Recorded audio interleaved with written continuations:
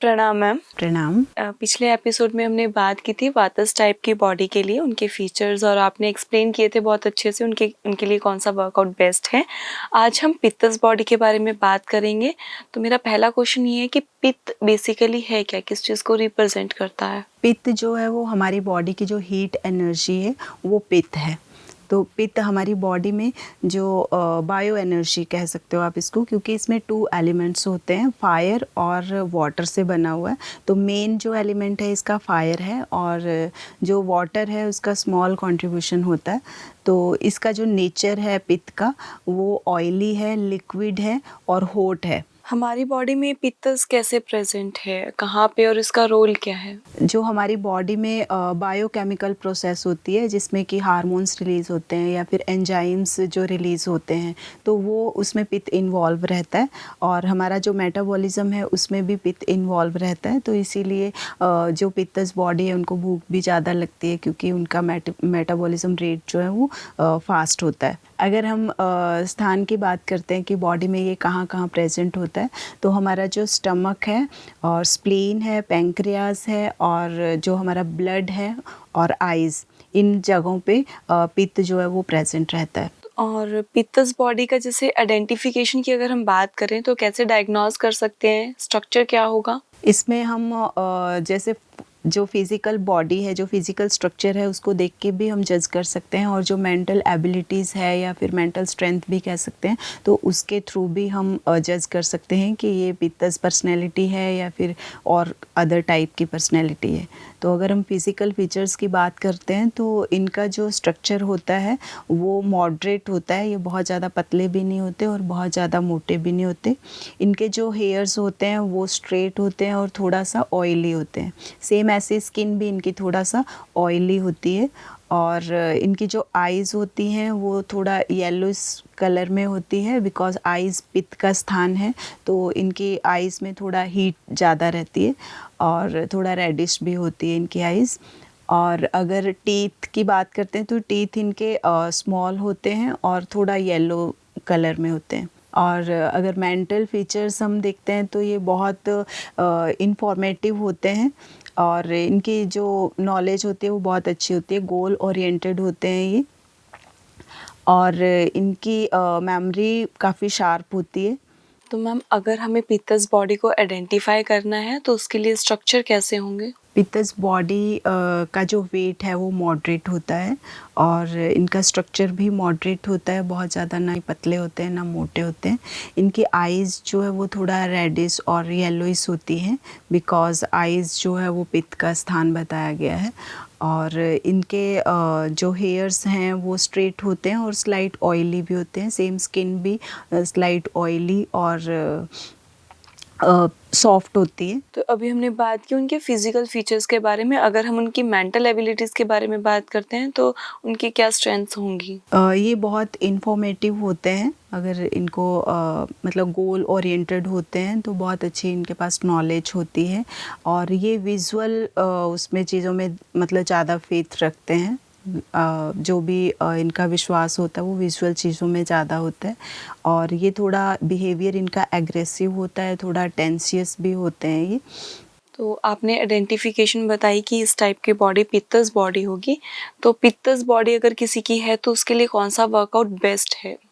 पित्तस body के लिए strengthening workout भी उनको चाहिए, तो बट वो थोड़ा माइंडफुली होना चाहिए। लाइक पिलाटेस कर सकते हैं और योगा भी बेस्ट है पित्तस बॉडी के लिए। और सबसे बेस्ट है इनके लिए प्राणायाम। ठीक है, प्राणायाम क्या करता है, पित्त को कम करता है। प्राणायाम में हर तरह के प्राणायाम होते हैं, तो इनके लिए चंद्रभेदी है, शीतली है, शीतकारी है, ये प्राणायाम बहुत अच्छे होते हैं। और दूसरा ये जॉगिंग कर सकते हैं, मतलब रनिंग नहीं इनको करनी चाहिए बट जॉगिंग ये कर सकते हैं। मॉडरेट इंटेंसिटी के साथ जो भी वर्कआउट होते हैं तो वो सभी ये कर सकते हैं। तो वर्कआउट आपने बताया कौन सा करना चाहिए, लेकिन कितना करना चाहिए एक सवाल बनता है। हाँ जी, जैसे अभी हमने बात की मॉडरेट इंटेंसिटी होनी चाहिए, जो इनकी फ्रीक्वेंसी है वो बहुत ज़्यादा नहीं होना चाहिए, लेकिन ये फ्लूइडली कर सकते हैं, एक फ्लो के साथ कर सकते हैं। और इनका जो वर्कआउट है वो बहुत ज़्यादा नहीं होना चाहिए, 45 टू 60 मिनट्स तक वो कर सकते हैं। और वीक में अगर डेज़ की बात करते हैं तो 5 डेज़ अ वीक और 6 डेज़ अ वीक भी कर सकते हैं। 1 डे ऑफ इनके लिए काफ़ी है। और पित्तस बॉडी के लिए बेस्ट टाइम क्या है वर्कआउट करने के लिए? बेस्ट टाइम मॉर्निंग का टाइम बहुत अच्छा है। 6 टू 10 का जो टाइम है वो कफ़ा टाइम है, तो उस टाइम में अगर पित्त वाले वर्कआउट करेंगे तो उनका कफ बढ़ेगा थोड़ा, तो पित्त अपने आप बैलेंस में रहेगा।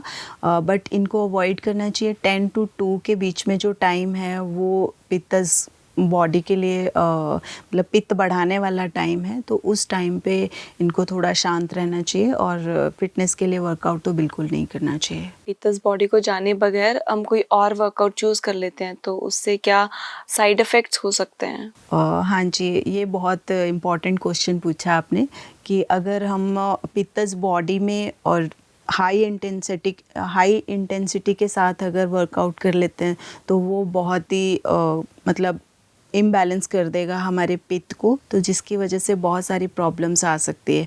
जैसे आयुर्वेद में कहा गया है कि पित्त से रिलेटेड 40 टाइप्स की बीमारियां होती हैं।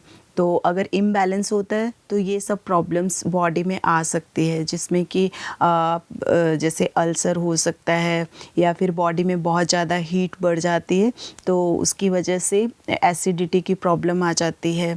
ठीक है, और भी बहुत सारी इस टाइप की प्रॉब्लम्स हैं। तो अगर आप और कोई टिप्स देना चाहते हैं कि पित्तस बॉडी वालों को अपने लाइफस्टाइल से रिलेटेड डाइट और अदरवाइज जो भी, तो आप प्लीज़ हमें दीजिए। हाँ जी, पित्तस बॉडी वालों को रात में नहीं जागना चाहिए लेट नाइट तक।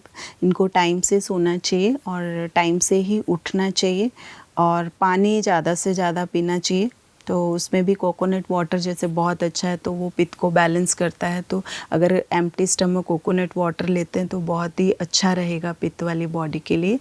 और मसाज ये ले सकते हैं, तो मसाज बट कोकोनट ऑयल के साथ इनको लेनी चाहिए। ओके।